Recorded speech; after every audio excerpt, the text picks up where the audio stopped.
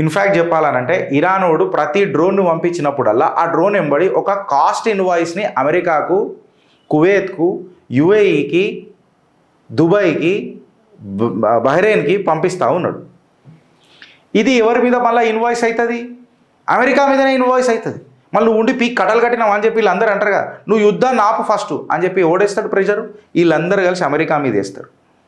మళ్ళీ నువ్వే పెద్దన్న పాత్ర కదా, ఇన్ని రోజులు నేను నీకు బేస్లు ఇచ్చిన కదా, నేను నీతోనే చేతులు కలిపిన కదా, మళ్ళీ నువ్వు నాకు గడ్డి బిక్తున్నావా అని చెప్పి వీళ్ళందరూ మాట్లాడతారు. సో అమెరికన్ నేషనల్ డెప్ట్ ఎంత ఉంది మనం మాట్లాడుకున్న ప్రకారం? $36 ట్రిలియన్. డైలీ ఇంట్రెస్ట్ పేమెంట్లు ఎంత ఉన్నాయి? మంత్లీ కాదు, ఇయర్లీ కాదు, డైలీ ఇంట్రెస్ట్ పేమెంట్లు ఎంట్లున్నాయి అమెరికాకు? 3 బిలియన్. మళ్ళీ వార్ అంటే కాస్ట్ కాదా? మళ్ళీ ఇలా ఇంట్రెస్ట్ ఏ రకంగా ఉన్నాయో ఒకసారి చూడు. సో నువ్వు ఎప్పుడైతే ఫస్ట్ బాంబ్ వేస్తావో ఎవ్రీ డే నీ $3 బిలియన్ ఇంట్రెస్ట్ కూడా ఒకసారి నువ్వు ఆలోచిస్తున్నావు అని చెప్పి ఇరాన్ అమెరికాకు ఒక మెసేజ్ ఇస్తుంది.